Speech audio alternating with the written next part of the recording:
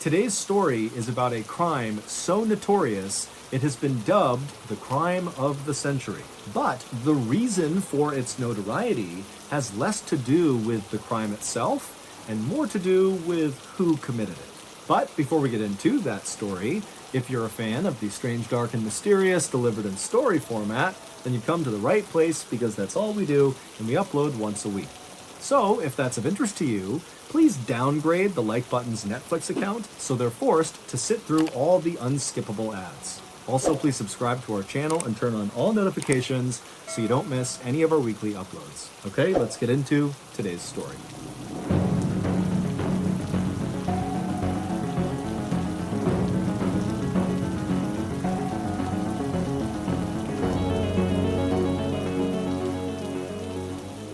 On the evening of Wednesday, May 21st, 1924, a man named Jacob Franks walked up the steps to his mansion, and right as he went to open his door, his butler opened it up, welcomed him inside, and Jacob smiled at the butler and stepped in.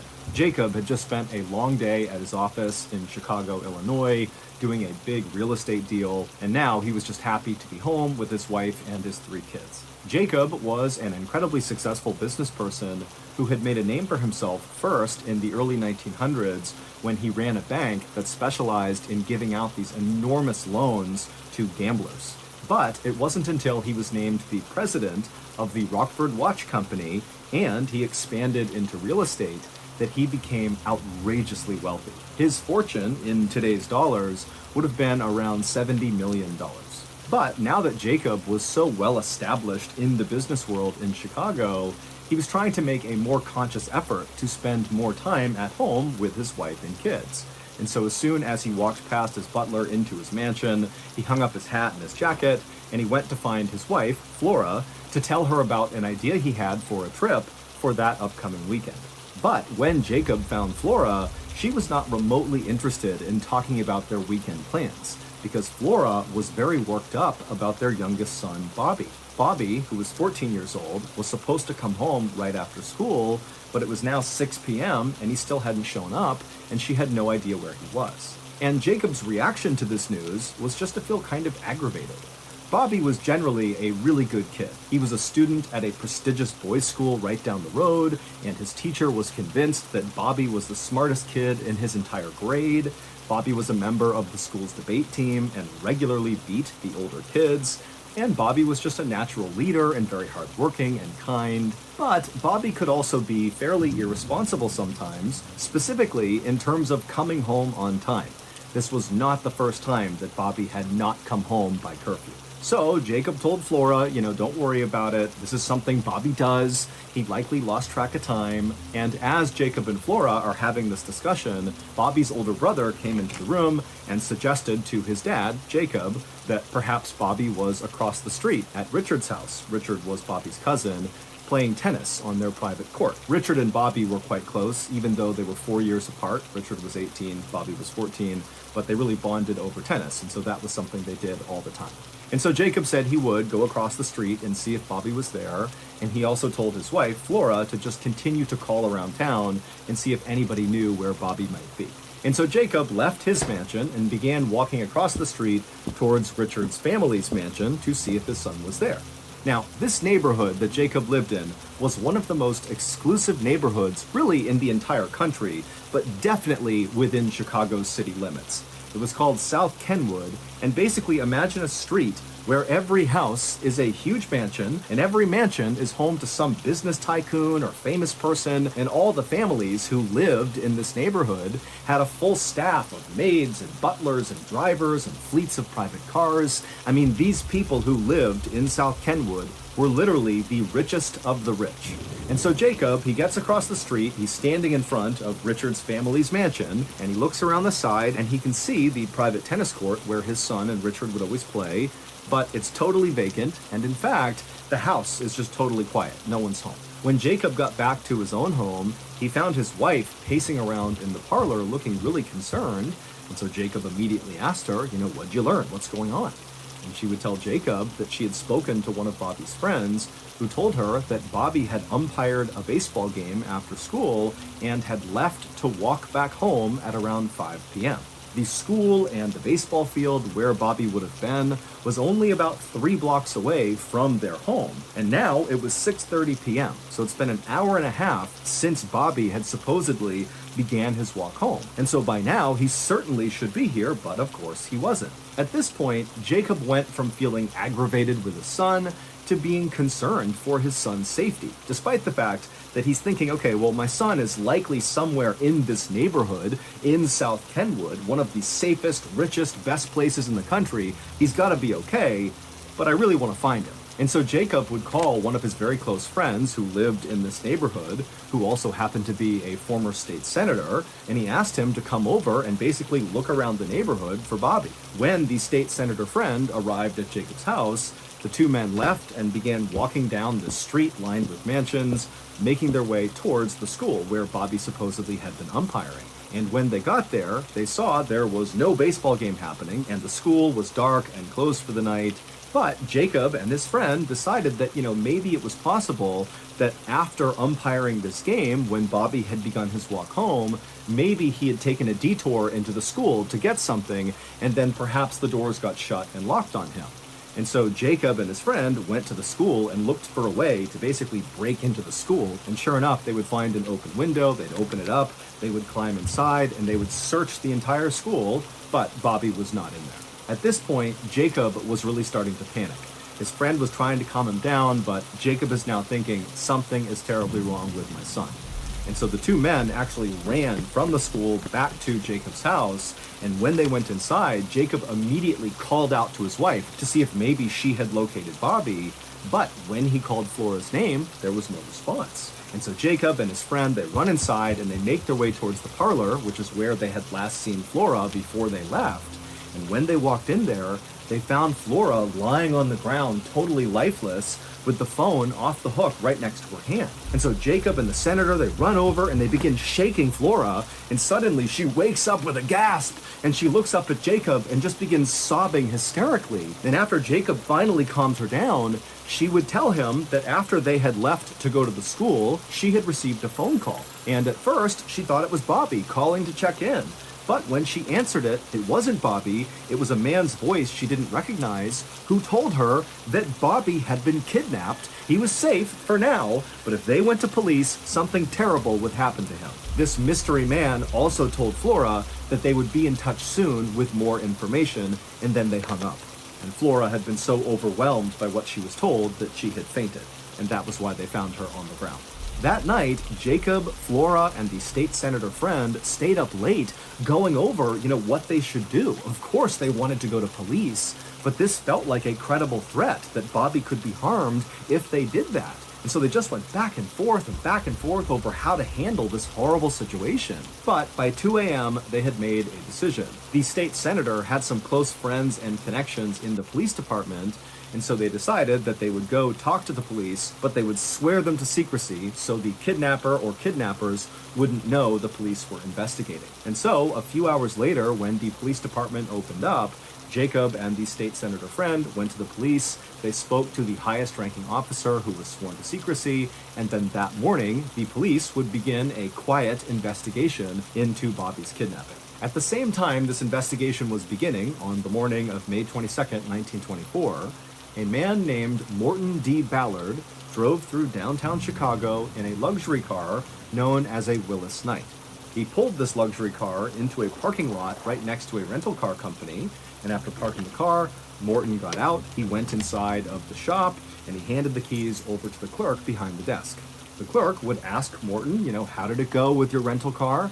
And Morton would say, oh, it was perfect, went totally fine. After that, Morton thanked the clerk, he turned around and walked outside where another luxury car was waiting for him, being driven by his good friend, Lewis Mason. And once Morton had climbed inside, the two men smiled and drove off and disappeared into traffic. That same morning, Jacob and Flora received a letter from the kidnapper or kidnappers demanding $10,000 in small unmarked bills, and if they gave this money over, they would get their son back. And immediately, Jacob went to the bank and got the money, but before he could actually deliver the money to the kidnappers at the location they had specified in this letter, The police, who were quietly investigating, discovered a clue that would break the case wide open. It would take over a week to unravel this bizarre clue, but it all started to come together when the police brought in Morton D. Ballard and Lewis Mason for questioning. Here is the shocking story that detectives were finally able to piece together about what happened to Bobby Franks. On May 7, 1924, so 2 weeks before Bobby went missing, Morton D. Ballard walked into a hotel in Chicago called the Morrison and rented room 1031. He would tell the front desk that he wanted them to hold his mail for him, and over the next couple of days, Morton would come in and he would get his mail from the front desk, but he didn't appear to ever actually go up to his room. Finally, a suspicious maid at the Morrison Hotel, who had been going into room 1031 every day to clean it, only to discover that Morton was not in there and the room was totally untouched and clean already, she went in one morning and saw Morton was not in there, and she would actually just open up one of Morton's suitcases that he had left inside.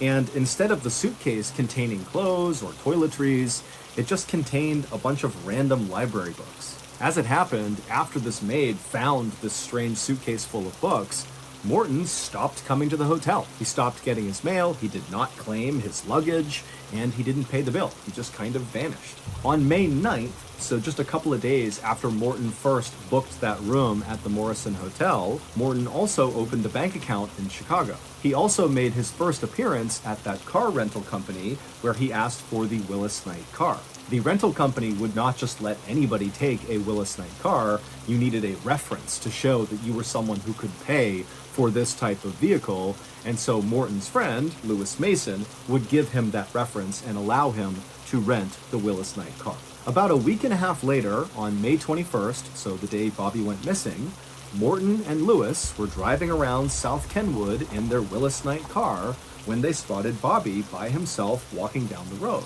Now, Lewis recognized Bobby, and he knew that Bobby was an incredible tennis player, and Lewis had a question for Bobby about a particular tennis racket. And so Lewis, who was in the front seat of the car, told Morton, who was driving, to pull over so Lewis could talk to Bobby. And so Morton pulled over, Lewis rolled his window down, he called over to Bobby, Bobby came over, and before long, Lewis and Bobby were talking about this tennis racket. And then when that conversation naturally wrapped up, Lewis offered Bobby a ride the rest of the way home, because that was where Bobby was walking to when they stopped him. And so Lewis climbed into the back seat, Morton stayed in the driver's seat, and Bobby climbed inside and sat in the front seat. And then once those two were situated, Morton pulled away from the curb and began driving towards Bobby's house.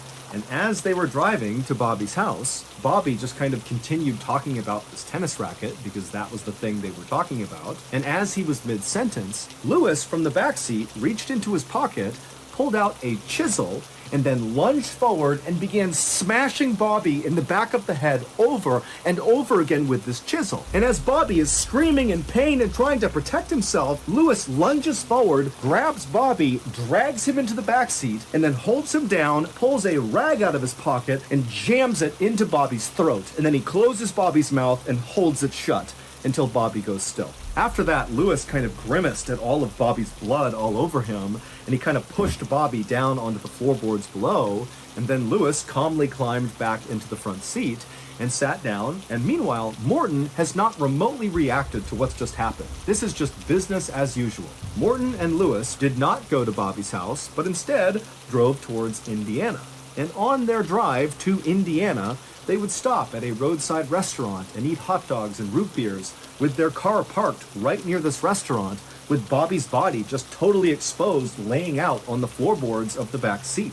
Morton and Lewis would eventually get into Indiana, and they would head to this particular forest that Morton was familiar with because he was a bird watcher and often came out here. And when they got to this forest, they parked in this clearing, they got out, they checked on Bobby and confirmed that he was dead. So they pulled him out, they stripped all of his clothes off of him, they rolled him up in a rug, and then they dragged him over to this drainage pipe that sat underneath some railroad tracks in this swampy area, and they jammed him inside of it. And then they got back in the car, they drove back to Chicago, at which point Morton called Bobby's mother, Flora, and informed her that her son was kidnapped, but alive, even though he wasn't, and don't call the police, we'll be in touch soon. That night, Morton and Lewis would burn all of the clothes they had stripped off of Bobby. They would also clean the interior of their Willis Knight rental car, and then they would play a game of cards together before going to bed. The next day, May 22nd, so the same day that police began their quiet investigation into Bobby's kidnapping, Morton and Lewis would send that letter to Jacob and Flora demanding $10,000 for the safe return of Bobby. But unfortunately, before Lewis and Morton could claim their ransom money, Bobby's body was discovered. In fact, that day he was discovered. A walker was cutting through the woods in Indiana and saw Bobby in the pipe. And so when Morton and Lewis realized that, the jig is up, the family's never going to pay for their son because he's dead, they just returned their Willis Knight rental car and went back to their normal lives as if nothing had ever happened. But unbeknownst to him, Morton had accidentally dropped his eyeglasses right next to Bobby's body when they dumped him in the woods in Indiana. And Morton's eyeglasses were very unique. In fact, there was only one store in the world that sold this particular kind of eyeglasses. And so when detectives got the call about Bobby's body being found, they would also find these glasses. And that was the big clue, because these glasses led detectives to the store where they were sold, and the owner of the store was able to say that, yep, those particular glasses were sold to Morton. And when detectives went to Morton, Morton immediately pointed the finger at Lewis, saying that Morton didn't do anything to Bobby, Lewis did. But about a week later, on May 31st, both Morton and Lewis would confess to police that they murdered Bobby. But far more shocking than what Morton and Lewis had done was who they were, because Morton and Lewis were not their real names. The two men who killed Bobby Franks were rich kids just like Bobby who lived in South Kenwood. They created two fake names, Morton D. Ballard and Lewis Mason, and then they booked room 1031 at the Morrison Hotel. Now, they had no intention of actually staying at this hotel, and so they just left that suitcase full of books inside of the room to make it appear like they were staying there. But in reality, the only reason they booked that room is they needed a physical mailing address that was connected to their fake personas. And so after booking this room, they began sending mail to Morton D. Ballard and Lewis Mason at the Morrison Hotel, room 1031. And then after collecting that mail, which served as a sort of proof of legal name and address, they were able to open a bank account in Chicago. They dumped some money into that, and then again, they used their proof of legal name and address to rent that Willis Knight car, and then used money from their phony bank account to pay for it. And then once they had their luxury car, it was time to go kill. In reality, Morton was actually a 19-year-old prodigy named Nathan Leopold. He spoke 5 languages, he had already graduated from college, and he was a nationally respected ornithologist, which is someone who studies birds. Nathan's IQ was so high, it literally couldn't be measured.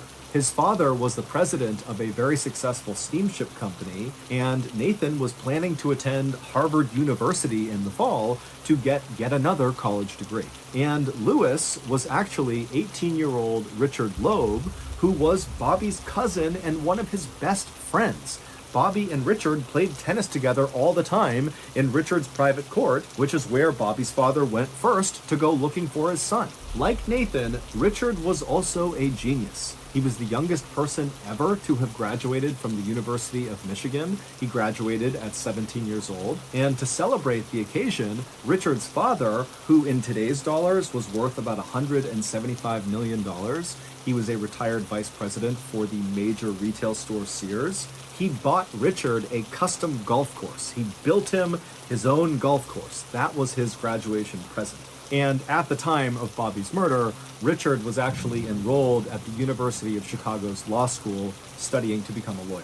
Nathan and Richard would very proudly tell investigators that they didn't kill Bobby to get money out of his parents. Nathan and Richard were fabulously wealthy. The money meant nothing. Instead, they had come up with this scheme and killed Bobby because of their belief in the philosopher Nietzsche's concept of supermen.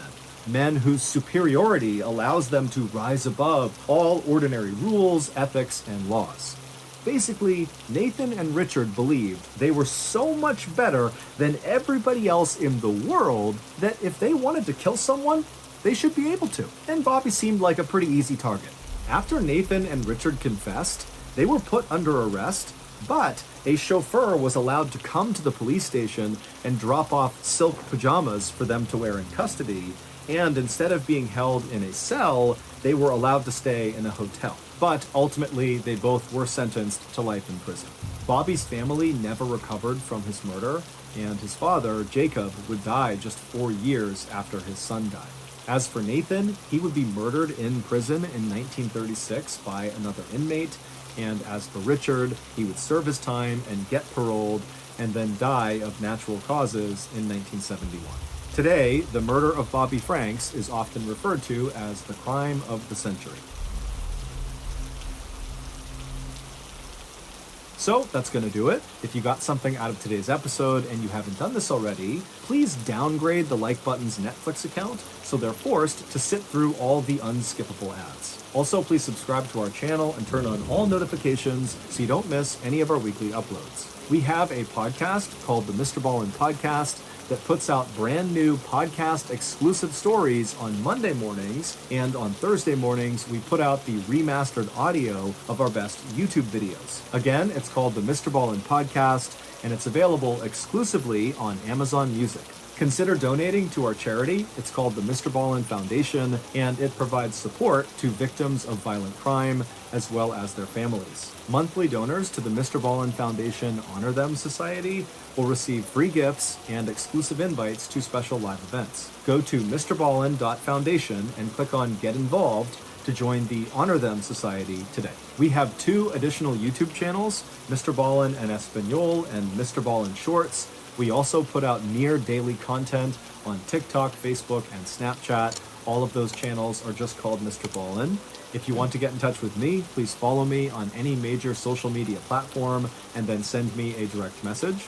My username is just @Mr. Ballin, and I really do read the majority of my DMs. To check out our merch, join our Discord server, or just see what's going on inside of Ballin Studios, head on over to our brand new website, ballinstudios.com. So, whether I see you on Instagram, TikTok, Reddit, YouTube, Facebook, other YouTube channels, the podcast, wherever, just know that I really appreciate your support, and until next time, that's going to do it. See ya.